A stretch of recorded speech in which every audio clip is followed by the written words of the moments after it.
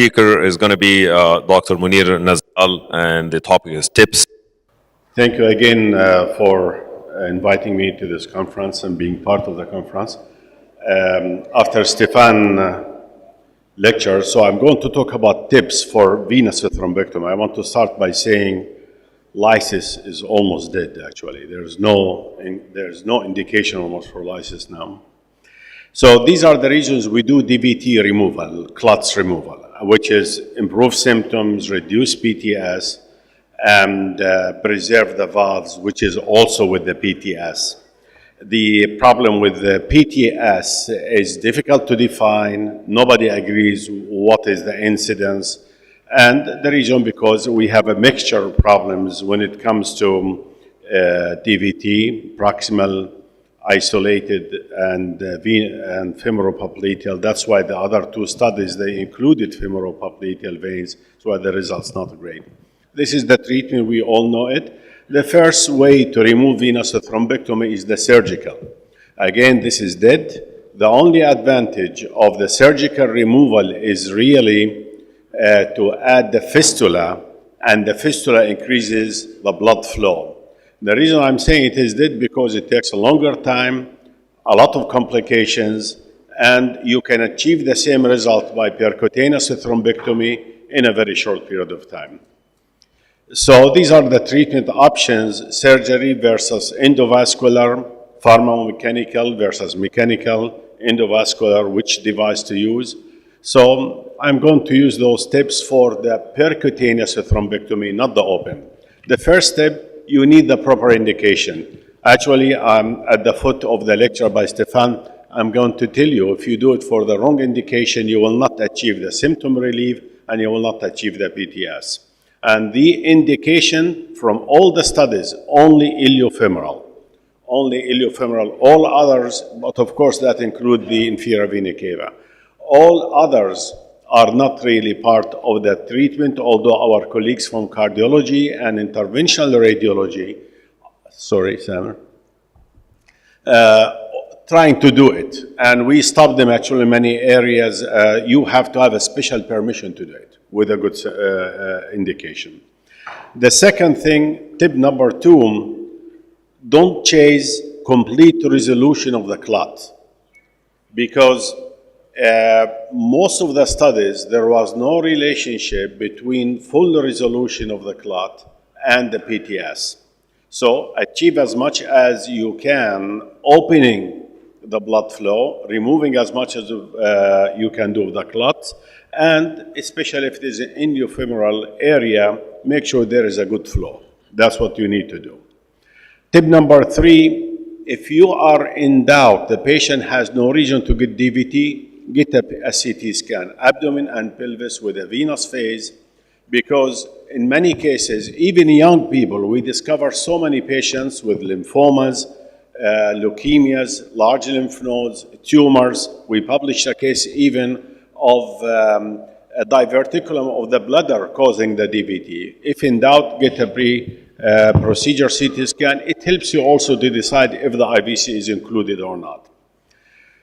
If you want to do thrombolysis, try to minimize the time and the ICU state and reduce the bleeding. The best thing to do, pulse spray followed by suction.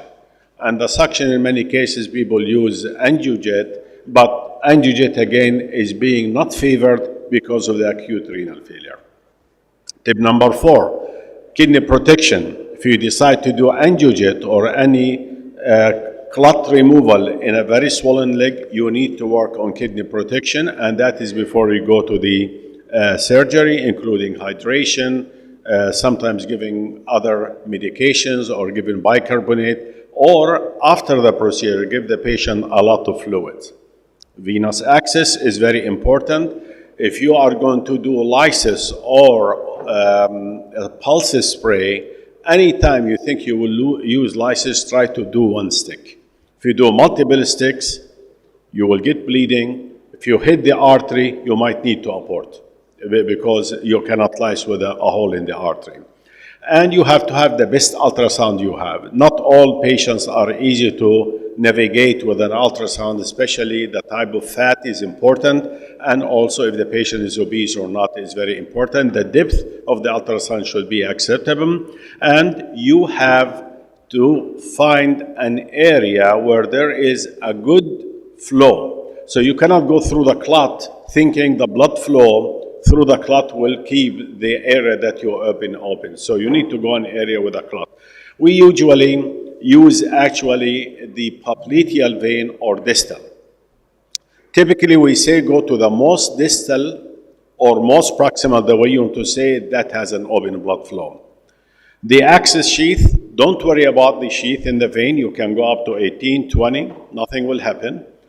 As much as you want, but try to use the smallest sheath to achieve your goal. Crossing the thrombus. Negotiate, don't force. Because if you penetrate the vein and it happens, and if you end in doing lysis, which hardly we do lysis now, you are going to bleed. Negotiate, don't force it. Soft wires, much better than stiff wires. Hydrophilic and low profile, tapered catheters will help. A combination of wire and catheter is very important. Stuck at the left common iliac vein, keep it trying, you will get through it. If it doesn't go through it, lyse it for a short time, and then you will go through it.